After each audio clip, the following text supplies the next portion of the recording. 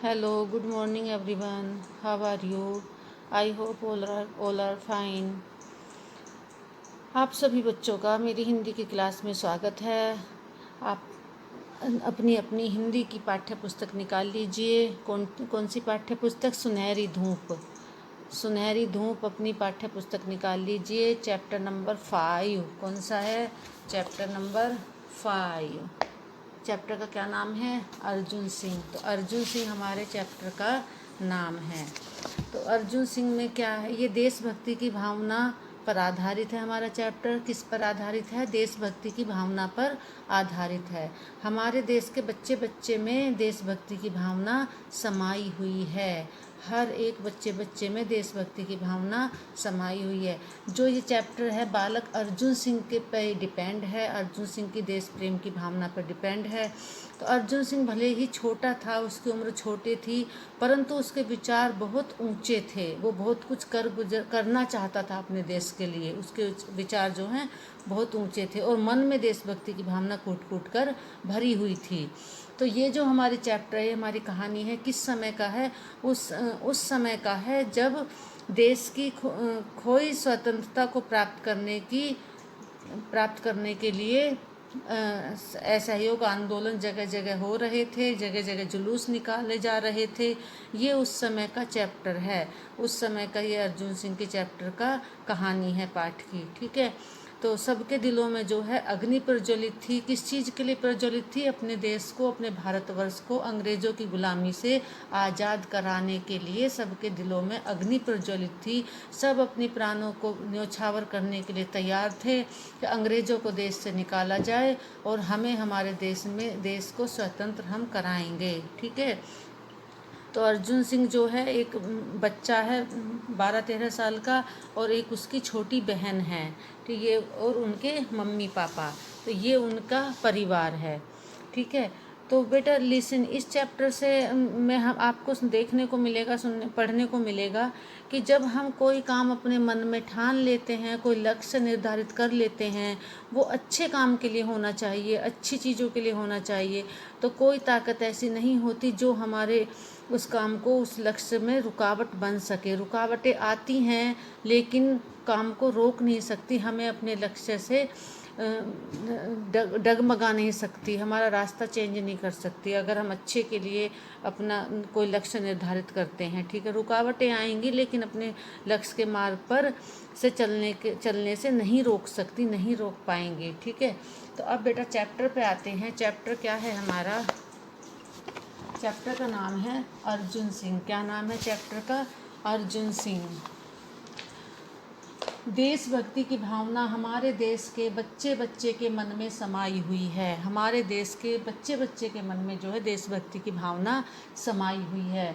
इतिहास के पन्नों पर उभरने वाले महान देश प्रेमियों की शक्ति का आधार देश की जनता थी। इतिहास के पन्नों पर, इतिहास मतलब जो हमारे स्वतंत्रता सेनानी हुए हैं, जिन्होंने अपने प्राण न्यौछावर करे हैं देश की स्वतंत्रता के लिए।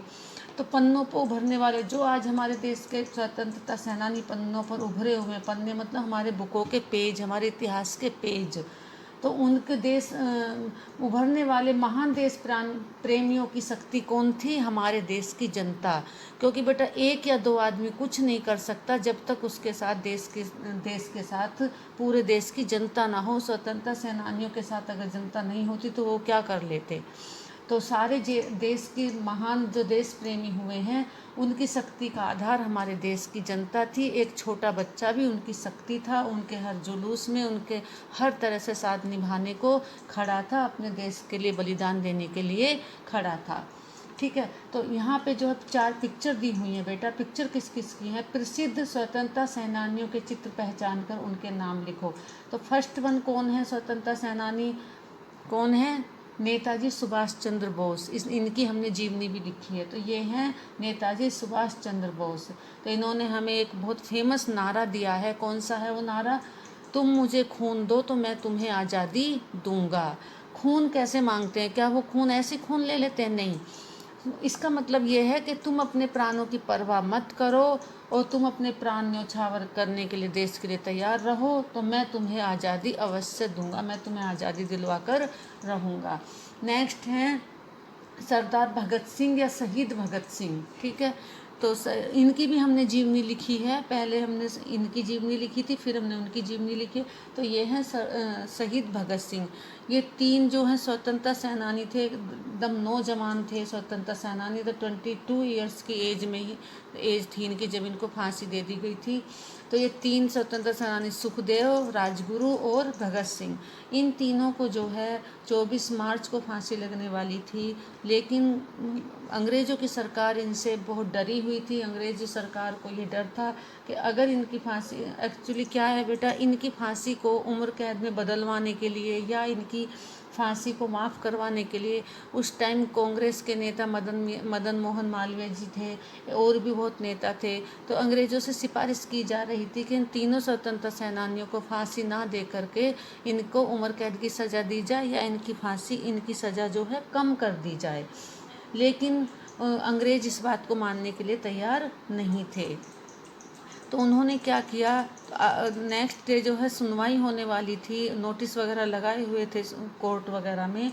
तो अंग्रेज़ों ने क्या किया कि अगर ये तीनों नौजवान जिंदा रहे तो ये जेल के बाहर रहें या जेल के अंदर रहें, ये हमारे लिए घातक साबित हो सकते हैं, ये हमें भारत में टिकने नहीं देंगे। क्योंकि उनको, अंग्रेज़ों को इस चीज़ का एहसास था कि पूरे भारतवर्ष की जनता इनके साथ है, और जब जनता की पावर बच्चों मिलती है तो हम जो है सब कुछ हो जाता है, सब कुछ काम हो जाता है, सब कुछ सब कामों में सफलता मिलती है।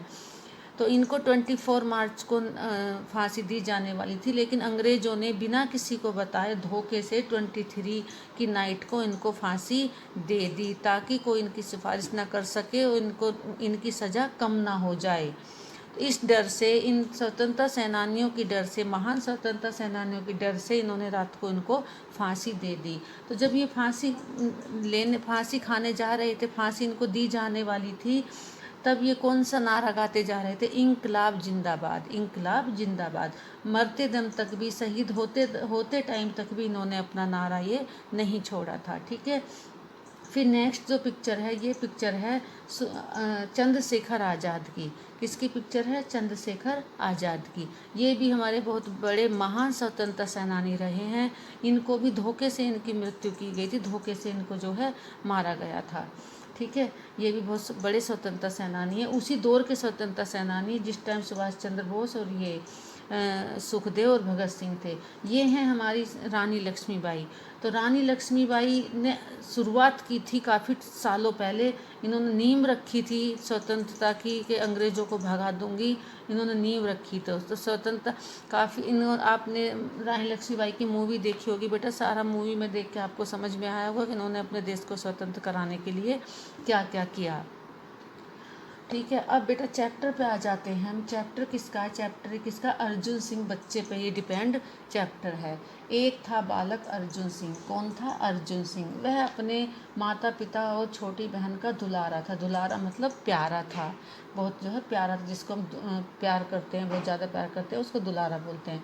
उसके माता पिता उससे बेहद प्रेम करते थे। बेहद प्रेम मतलब बहुत ज़्यादा प्रेम करते थे, इसलिए उस पर दुलारा शब्द का इस्तेमाल किया गया है। बहुत प्रेम करते थे। छोटी बहन भैया भैया पुकारते नहीं अघाती थी, ठीक है। छोटी बहन जो भैया भैया कहते हुए नहीं अघाती थी, मतलब थकती नहीं थी, सारे दिन अपने भाई को भैया भैया कहते हुए घूमती थी। उसका छोटा सा परिवार प्रेम और आनंद से भरा हुआ था। छोटा सा परिवार जो मम्मी पापा और बहन भाई, प्रेम और आनंद से, प्रेम और खुशी से, आनंद मतलब खुशी, हर्षोल्लास से भरा हुआ था। एक बार अर्जुन सिंह बीमार पड़ गया। तो कई बार होता है बच्चे बीमार हो जाते हैं, आप लोग भी हो जाते हैं, हमारे यहाँ भी बच्चे बीमार हो जाते हैं। तो अर्जुन सिंह जो है बीमार हो गया, तो उसका बुखार बहुत तेज था, ठीक है। माता पिता और बहन सभी उसके लिए परेशान हो गए। तो नेचुरल सी बात है बच्चों, जब घर में कोई बीमार हो जाता है सभी परेशान हो जाते हैं। वो तो लाडला भी ज़्यादा था, प्यारा भी अपने पेरेंट्स का ज़्यादा था, अपनी बहन का भी बहुत प्यारा था, सब लोग परेशान हो गए। माँ ने उसके इधर उधर की इधर उधर की चीज़ें खाने पर रोक लगा दी। माँ ने किस पर रोक लगाई? बाहर की चीज़ों को खाने पर रोक लगा दी। वो हम भी लगाते हैं, आप पे भी लगती है और लगनी भी चाहिए, क्योंकि वो खाना पौष्टिक नहीं होता है, वो हाइजेनिक खाना नहीं होता है। पौष्टिक भी नहीं होता है। तो इसलिए सबसे पहले बीमार होते ही तब है बेटा जब हम बाहर की चीज़ें ज़्यादा खाते हैं, है ना, पौष्टिक खाना नहीं खाते हैं, हमारी बॉडी में विटामिन या कैल्शियम या इस सब चीज़ों की कमी हो जाती है और हमारी बॉडी की स्टेमिना वीक हो जाता है, तब हम बीमार होते हैं। अगर हम स्टार्टिंग से ही अच्छी डोज एक बैलेंस डाइट हम खाते रहें, पौष्टिक खाना हम खाते रहें, तो हमारा स्टेमिना अच्छा रहेगा, रोगों से लड़ने की क्षमता जो है हमारी पावरफुल रहेगी और हम जल्दी जल्दी बीमार नहीं होंगे। ठीक है। तो उसकी मम्मा ने क्या किया, अर्जुन सिंह की मम्मा ने सबसे पहले बाहर की चीज़ों पर खाने पर रोक लगा दी कि तुम जो है बाहर की चीज़ कोई भी नहीं खाओगे। कैसे, जैसे वेफर हुए, चिप्स हुए और आपका भेल पूड़ी हुआ, पानी पूड़ी हुआ, ये सब जो है बाहर की चीज़ें हैं और बेटा साफ़ सफाई में नहीं बनाई जाती हैं, इतनी हाइजीनिक नहीं होती हैं। आप कभी गए होंगे पानी पूड़ी खाने, आपने देखा होगा पानी पूड़ी वाले जो अंकल होते हैं उनके पास एक कपड़ा होता है, वो उसी कपड़े से सबको पानी पूड़ी दे देकर जो है हाथ पूंछते रहते हैं। वो कपड़ा कितना गंदा होता है ना। उस कपड़े को अपनी किचन में हम 2 मिनट नहीं रहने दे सकते। तो वो कपड़ा बहुत गंदा होता है, उसी से फिर उन्हीं हाथों से वो हमें पानी पूड़ी देते हैं, तो हम भी वो गंदगी वाले हाथों से पानी पूड़ी खाते हैं, तो वो हाइजीनिक नहीं होता। इसलिए बेटा पानी पूड़ी तो हमेशा अवॉइड ही करो, नहीं खानी चाहिए। अपने घर में बनाओ, मम्मा से बनवाओ, पूड़ी बाज़ार से आ जाती हैं, और पानी अपना घर में बनाओ, ठीक है। तो ये सब चीज़ें, और पौष्टिक भी नहीं होता है एक्चुअली, वो नहीं खाना चाहिए। तो उसकी मदर ने जो है बाहर की चीज़ों को खाने पर रोक लगा दी। और अर्जुन सिंह का मन क्या खाने के लिए कर रहा था, अर्जुन सिंह का मन जो है गुड़ और चना खाने के लिए कर रहा था। गुड़ और चना खाने के लिए, हालांकि गुड़ और चना खाना चाहिए जब आप वेफर खाते हो, चिप्स खाते हो, तो उसकी जगह आप गुड़ और चना खाओ तो ज़्यादा बेटर है, क्योंकि ये हीमोग्लोबिन को बढ़ाने के लिए एक स्रोत है गुड़ और चना। तो गुड़ और चना खाना चाहिए, वो ठीक होता है।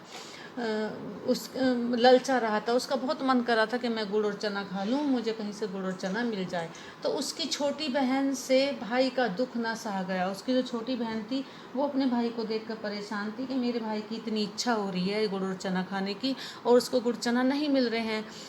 तो उसने क्या किया, उसकी बहन ने छुपके से अपने भाई के लिए गुड़ और चना ले आई। वो सभी के घरों में होता है बेटा, जब किसी चीज़ के लिए मना करते हैं, इच्छा होती है, तो भाई बहन एक दूसरे की हेल्प कर देते हैं मम्मी से छुपके। कैसे करते हैं कि ठीक है मैं मम्मी को नहीं बताऊंगा और मैं तुझे वो है ये खाने की चीज़ दे रहा हूँ। सबके घरों में होता है बेटा, आप लोग भी करते होंगे ऐसा। तो उसकी बहन ने क्या किया, गुड़ और चना अपने भाई के लिए ले आई और उसने भाई को खाने के लिए दे दिया। गुड़ चना लाई, मम्मी को नहीं बताया और अपने भाई को दे दिया। कुछ दिनों बाद अर्जुन का बुखार उतर गया। भाई के मन में बहन के प्रेम की भावना और गहरी हो गई। भाई के मन में बहन के प्रेम की भावना तो क्यों गहरी हो गई, क्योंकि भाई ने विचार किया कि मेरी बहन मेरा इतना सा दुख नहीं देख पाई और मेरा मन गुड़ चने के लिए कर रहा था, तो उससे सहन नहीं हुआ और उसने छुपके से मुझे गुड़ और चना लाकर दे दिया। ठीक है। एक दिन लोगों ने सुना कि कौमी झंडे का जुलूस निकलने वाला है। कौमी झंडा क्या होता है, हमारे देश का झंडा। हमारे देश का झंडा मतलब कौमी मतलब स्वदेशी हमारे देश का। लोगों ने सुना कि कौमी झंडे का जुलूस मतलब लोगों का समूह, जुलूस होता है जिसमें 8, 10, 12, 14, 15, 20 से 50 ऐसे लोग, मतलब जो ग्रुप होता है वो जो है जुलूस निकलने वाला है। हमारे देश के झंडे के साथ लोगों का जुलूस निकलने वाला है। तो वो जब हम कुछ डिमांड वगैरह करते हैं तो ऐसा जो लोगों को इकट्ठा करते हैं, अपनी बात का प्रचार करना चाहते हैं, तब भी ये जुलूस निकलता है। तो उस समय जो है किस चीज़ का प्रचार किया जा रहा था, अपने देश को आज़ाद कराने का, एकजुट होने का, अंग्रेज़ों को भारत से भगाने का जो है प्रचार किया जा रहा था। सभी देशभक्तों के दिलों में आनंद और उत्साह की भावना समा गई। सब जो है देशभक्त जो है जब बहुत खुश हुए और खुशियाँ मनाने लगे कि बहुत अच्छी बात है, बहुत अच्छी बात है। आनंद और उत्साह, आनंद मतलब खुशी, उत्साह मतलब बहुत ज़्यादा खुशी है ना, उत्साह की भावना समा गई। सब लोग खुश हो गए कि तो बहुत ही अच्छी बात है कि हमारा जो है वो निकलने वाला, जुलूस निकलने वाला है कौमी झंडे का। देश का वायसराय नहीं चाहता था कि कौमी झंडे का जुलूस निकाला जाए। तो देश का वायसराय कौन था, ये अंग्रेज़ों का एक ऑफिसर था जिसका पूरे देश में इसकी ही हुकूमत चलती थी, इसका ही आदेश चलता था। उसने ऑर्डर दिया कि ये जुलूस ना निकाला जाए। वायसराय नहीं चाहता था कि कौमी झंडे का, क्यों नहीं चाहता था, क्योंकि उसको मालूम था कि अगर जुलूस निकलेगा तो ज़्यादा से ज़्यादा लोग इकट्ठा हो जाएंगे, ज़्यादा से ज़्यादा लोगों के में ये भावना उत्पन्न हो जाएगी और सबको ये मैसेज मिल जाएगा। ये मैसेज जो है, ये जुलूस हमारे हित में नहीं है, अंग्रेज़ों के हित में नहीं था। अंग्रेज इस बात को जानते थे, इसीलिए उसने हुक्म दिया कि जुलूस नहीं निकाला जाएगा। किसने हुक्म दिया? वायसराय ने हुक्म दिया कि जुलूस नहीं निकाला जाएगा, क्योंकि वो अंग्रेज़ों का शासन था, अंग्रेज़ों के गुलाम थे। उसके जो ऑफिसर थे उनका ऑर्डर तो मानना सबको पड़ता ही, जैसा वो बोलता। अदरवाइज वो पनिश करते थे, मारते थे, अत्याचार करते थे हिंदुस्तानियों पे। ठीक है, तो वायसराय का हुक्म सुनते ही देशवासियों के दिल मुरझा गए। वायसराय का हुक्म सुनते देशवासी जो मुरझा गए, मतलब दुखी हो गए। कुछ कह तो सकते नहीं थे, मन ही मन में बहुत ज़्यादा दुखी हो गए कि अब हम क्या करें और हम कैसे करें। वायसराय का हुक्म मुरझा गए।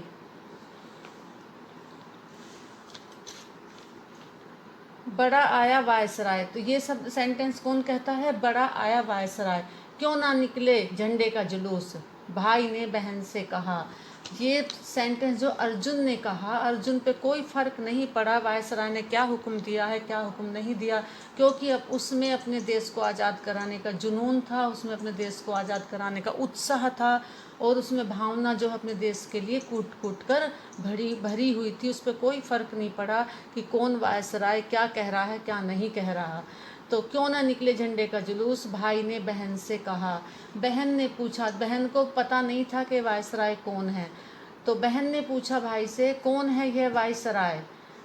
भाई ने कहा होगा कोई। तो होगा कोई, इसका जो मीनिंग का जो सेंटेंस है तो ये वर्ड जो है ऐसी जगह यूज किया जाता है जिसकी हम परवाह ना करते हो, जिसके होने ना होने से हम पे कोई फ़र्क नहीं पड़ता हो, जिसको हम इग्नोर करते हो। तो होगा कोई, हमें कोई मतलब नहीं है उससे, हमें जो करना है वो करना है। ऐसा उसका इम्प्रेशन था, ऐसा उसका संकेत था कि होगा कोई, मुझे कोई फ़र्क नहीं पड़ता, हमें अपना काम करना है, हमें अपना जुलूस निकालना है। बहन ने कहा, वह जुलूस निकालने क्यों नहीं देता? फिर बहन वापस पूछती है, क्योंकि बहन छोटी थी, बहन को नहीं मालूम था कि वह क्यों नहीं निकालने देता जुलूस। भाई ने बहन से कहा, हमारा देश अंग्रेज़ों का गुलाम जो है। उस टाइम जो है भाई, बिल्कुल भाई के दिल में अग्नि प्रज्वलित हो रखी है, बहुत गुस्से में है भाई, अंग्रेज़ों के लिए बहुत गुस्से में है और बहुत परेशान भी है कि मैं तो अपना काम करके रहूँगा, मुझे कोई रोक नहीं सकता। बहन ने बड़ी हिम्मत से कहा, तो बहन को लगा मेरे भाई जो है बहुत गुस्से में है। फिर बहन थोड़ा डरती डरती भाई से पूछती है, हिम्मत से मतलब थोड़ा डरती डरती, कहीं मुझे डांट ना पड़ जाए। तो कई बार बच्चों ऐसा होता है कि गुस्सा किसी और बात पे आया हुआ होता है, डांट जो है बच्चों को पड़ जाती है। तो यही सीन यहाँ पे क्रिएट हो रहा है। तो उसकी बहन को लग रहा है कि भाई मुझे डांट ना दे, उसको बहुत गुस्सा आ रही है, तो थोड़ा हिम्मत करके पूछती है, तब तो हम जरूर निकालेंगे, तब तो हम जुलूस जरूर निकालेंगे। बहन भी कोई कम देशभक्त नहीं थी, उसमें भी देश की भावना, देशभक्ति की भावना कूट कूट कर भरी हुई थी। तो बहन को जब पता चला कि अंग्रेज़ों का गुलाम है देश, इसीलिए वो मना कर रहा है अंग्रेज़ों का अफसर जो है, तो फिर बहन ने कहा कि हम तो जरूर जरूर जुलूस निकालेंगे, हम नहीं मानेंगे। तो लिसन स्टूडेंट, यहाँ आपने देखा बच्चे छोटे छोटे हैं लेकिन अपने देश के लिए किसी के सामने झुकने के लिए तैयार नहीं है, किसी का ऑर्डर या किसी का आदेश मानने के लिए तैयार नहीं है। दोनों बहन भाई बिल्कुल सीना तान के अपना काम करने के लिए, अपना जुलूस निकालने के लिए तैयार खड़े हैं। देखते हैं कौन रोकता है हमें। और बहन कहती है कि हम तो जुलूस निकालेंगे, देखते हैं हमें कौन रोकता है, हम किसी के रोके नहीं रुकेंगे। ठीक है, तो दोनों बहन भाई जो हैं इतना उत्साहित हैं जुलूस निकालने के लिए, इतना एग्रेसिव हैं जुलूस निकालने के लिए और अंग्रेज़ों के ख़िलाफ़ एक्शन में आने के लिए। तो दोनों बहन भाई तैयारी करते हैं अपने देश के हित में, अपने कौमी झंडे का जुलूस निकालने के लिए। तो स्टूडेंट्स, आज हम ये चैप्टर इतना ही करेंगे, ठीक है। बाकी का चैप्टर हम नेक्स्ट वीडियो में करेंगे। आप एक बार पूरा चैप्टर रीड कर लीजिएगा और इसको समझिएगा बेटा। और एक आपको ऐसा तिरंगा झंडा बनाना है, नोटबुक के 2 नंबर के पेज पे तिरंगा झंडा बना के जय हिंद लिखना है और एक कोई अच्छा सा नारा लिखना है अपने झंडे के नीचे, अपने देश के लिए, अपने तिरंगे के लिए। ठीक है, ये आपको होमवर्क जब मैं दूंगी आपको चैप्टर नंबर 5 लिखना है। चैप्टर नंबर 5 पे एक तिरंगा बनाना है साइड में, और तिरंगा बना के फिर उसका नाम लिखना है अर्जुन सिंह। अंडरस्टैंड? ये आपका होमवर्क है आज का। ठीक है, तो आपको क्या करना है, अर्जुन चैप्टर नंबर डालना है, चैप्टर नंबर डाल के चैप्टर नेम डालना है, डेट डालनी है। उसके बाद आपको तिरंगा बनाना है लहराता हुआ, और उस पर आपको अपने स्वतंत्रता सेनानियों के फ़ोटो लगाने हैं। जो भी आपको 2 से 3 4 जो हैं आपको स्वतंत्रता सेनानियों के फ़ोटो लगाने हैं। ठीक है, स्वतंत्रता सेनानियों के फ़ोटो लगा लेना 2 नंबर बुक में। और बच्चों अभी मैं आपको वो वास्तविक जगह दिखाना चाहूँगी जहाँ पर आपने जलियांवाला हत्याकांड का आपने सुना होगा, जहाँ पर हमारे बहुत भारतीय जो हैं शहीद हो गए थे।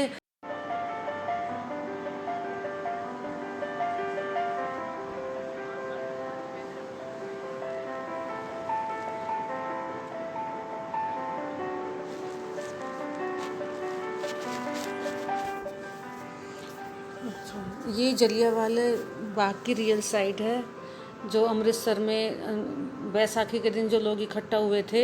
तो उस टाइम जो ये था कि 5-7 लोग भी इकट्ठा नहीं हो सकते थे। ये अंग्रेज़ों ने रूल बनाया हुआ था ताकि हिंदुस्तानी एक जगह इकट्ठा ना हो। बट एक त्यौहार के मौके को लेकर ये सब इकट्ठा हुए थे। हिंदुस्तानियों को बिल्कुल भी नहीं पता था कि यहाँ इस तरह का व्यवहार हो जाएगा, इस तरह गोलियाँ चल जाएंगी। तो यहाँ बेटा अचानक से ही अंग्रेज़ों ने सभी हिंदुस्तानियों पे गोली बरसा दी गई थी, और यहाँ बहुत लोग शहीद हुए थे। इस दिन से जलियांवाला बाग के हत्याकांड से जो है सभी हिंदुस्तानियों के मन में स्वतंत्रता की एक अग्नि सी प्रज्वलित हो गई थी। अंग्रेज़ों को देश छोड़ने का सबने प्रतिज्ञा ठान ली थी, प्रतिज्ञा ले ली थी कि अंग्रेज़ों को जो है भारत से भगाना है और अपने देश को आज़ाद कराना है। ये जो है रियल साइड है। इस टाइम जो है ये जो मैं आपको दिखा रही हूँ बच्चों, ये वहाँ की रियल साइड है। अभी वहाँ ऐसा है, ठीक है।